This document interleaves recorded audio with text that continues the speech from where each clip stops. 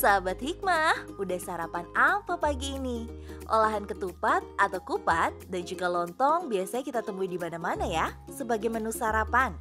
Kalau di daerah Jawa Barat ada yang namanya kupat tahu. Paduan ketupat dan tahu yang disiram bumbu kacang ini sangat nikmat.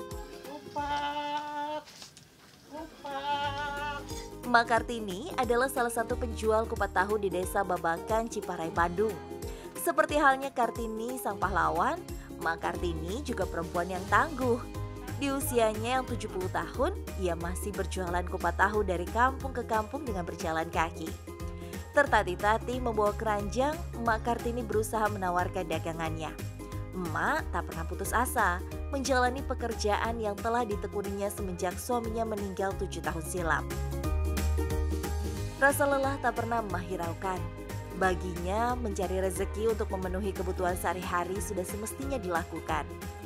Emak tak mau jadi beban dan tak ingin merepotkan anak-anaknya. Malahan, ia sangat berkeinginan untuk selalu membantu dan memberi untuk anak dan cucu tercinta. Kupat tahu, iya Neng, iya. Ya, beli dia Neng. Masak kupat Neng. Alhamdulillah, kupat tahu emak ada yang beli. Banyak warga di sini yang sudah menjadi langganan emak. Kupat tahu yang gurih dengan bumbu kacang pedas sangat menggugah selera untuk disantap. Bahkan anak-anak pun begitu lahap memakannya. Enak buat sarapan sebelum sekolah, kenyang, harganya murah. Karupat. Kupat tahu adalah makanan tradisional asal Singaparna, Tasikmalaya. Sesuai namanya, penganan ini terdiri dari ketupat, tahu dan tauge yang telah digoreng. Kemudian dicampur dengan bumbu kacang dan juga kecap. Terkadang lontong dapat juga digunakan sebagai pengganti ketupat. Kuliner yang sering dijadikan sarapan pagi ini masih banyak ditemukan baik di kota ataupun di pedesaan. Penggemarnya pun tidak mengenal batas usia. Hampir semua kalangan menyukai jenis kuliner ini karena berbahan dasar beras yang menjadi makanan pokok kita sehari-hari. Kupat tahu Mak Kartini dijual dengan harga yang cukup murah loh, Rp3.000 saja per porsinya. Kupat tahu emak bisa mengundang pembeli untuk sekedar mengganjal perut sebelum mereka beraktivitas. Yang pertama harganya murah, udah gitu rasanya juga enak. Selain Bu Tini juga tetangga saya, kasihan juga Bu Tini hidup sendiri, nggak ada yang ngurus. Ya minimal kalau nggak bisa ngasih ya beli-beli aja gitu jualannya. Sudah hampir 3 tahun ini, emak menderita penyakit rematik akut yang menyebabkan kakinya tidak bisa jalan dengan sempurna. Berjalan kaki membawa dagangan dengan jarak cukup jauh, membuat emak cepat kelelahan, bahkan tak jarang jatuh terpeleset. Biasanya jualannya kemana? Tidak baik kampung-kampung. Asap keriling-keriling, ngan ibu teh sering gebis. Ya, ya gitu Kak. Coplok kuku kayak hayang ibu teh hayang ibu wae gitu asap enak teh icalan teh. Hayang ulah udari-udar wae gitu teh kiatku sampean.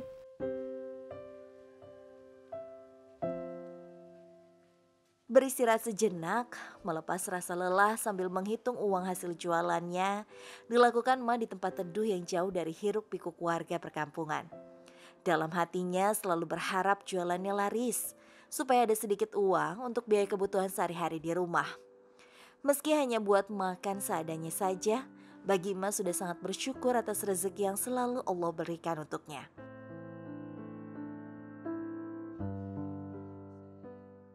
Hasil jualan kupat tahu hari ini, Mak Kartini gunakan untuk berbelanja bahan jualan kupat tahu esok hari. Belanjanya tidak jauh, di warung tetangga saja. Semua bahan-bahan kupat tahu tersedia di warung ini. Dari mulai beras, gula merah, kacang dan lain-lain. Kadang jika uangnya kurang, Mak Kartini berhutang dulu dengan harapan bisa dibayar dari hasil keuntungan keesokan harinya.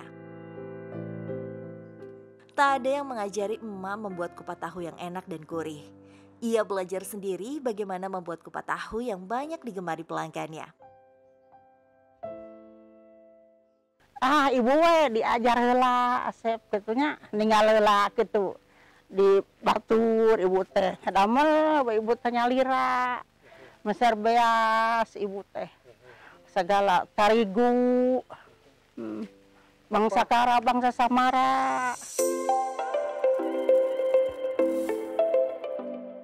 Untuk membuat kupat tahu lumayan banyak nih prosesnya.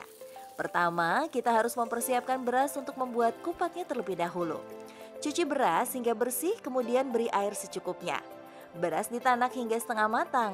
Setelah itu, tunggu sampai beras dingin. Kemudian siapkan daun pisang dan bungkus beras dengan daun pisang. Pembungkusan dengan daun pisang jangan sampai terlalu longgar. Hal ini agar saat beras mengembang, daun pisang akan menahan beras hingga menjadi sedikit padat.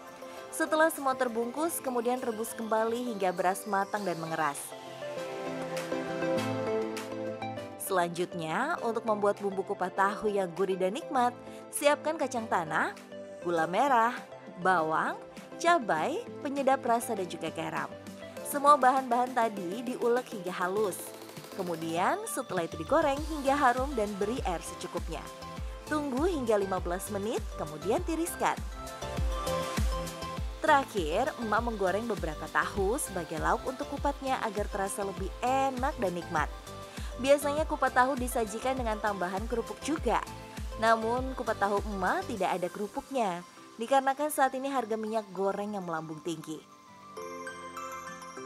Jika semua sudah dingin, emak memotong-motong kecil kupatnya menjadi beberapa bagian. Kupat dipotong-potong supaya bumbunya dapat tercampur dan kupat tidak terasa hambar. Tahu yang telah digoreng pun dipotong-potong kecil. Kemudian emak membungkusnya dengan plastik dengan takaran secukupnya. Emak membungkus kupat dan bumbu dengan cara terpisah agar kupat tahu tidak cepat basi. Sehingga jika ada sisa jualan, emak bisa menjualnya kembali keesokan harinya.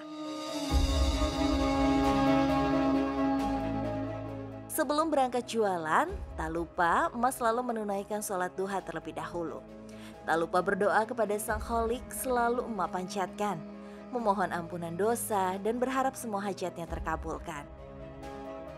Dalam hadis qudsi Allah Ta'ala berfirman, "Wahai anak Adam, janganlah engkau tinggalkan 4 rakaat sholat di awal siang, di waktu duha, maka itu akan mencukupimu di akhir siang." Hadis riwayat Tirmizi. Abdi teh unggal waktos ka Gusti Allah teh.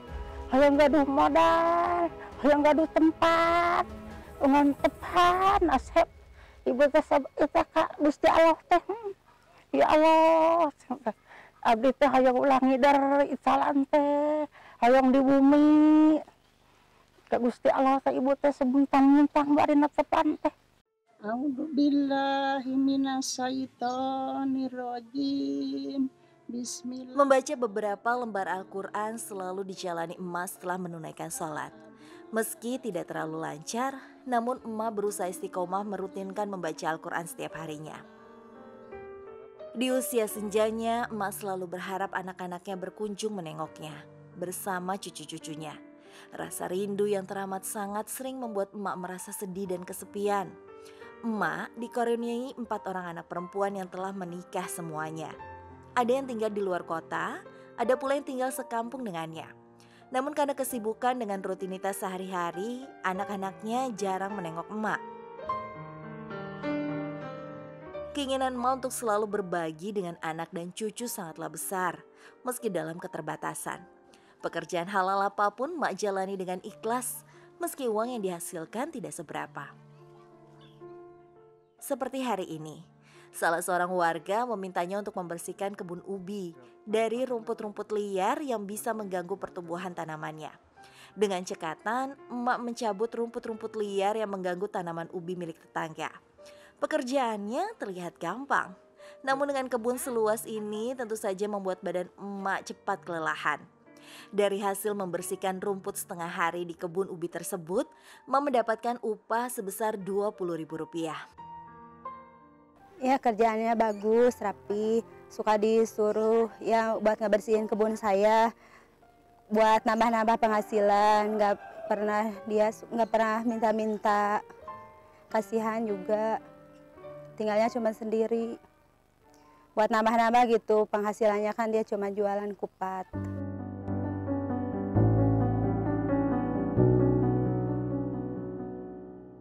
Selain membersihkan kebun, kadang emak mencari botol-botol bekas minuman atau plastik untuk dikumpulkan.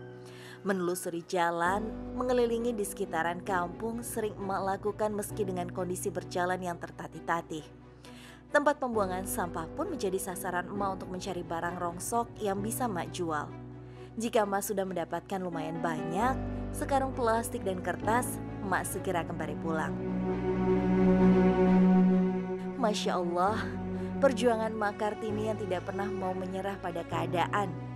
Di kesendiriannya, ia tetap berikhtiar menjemput rezeki dari Allah dengan cara yang halal. Alhamdulillah, kita sudah belajar banyak hikmah kehidupan dari Abah Usuk dan Mak Kartini.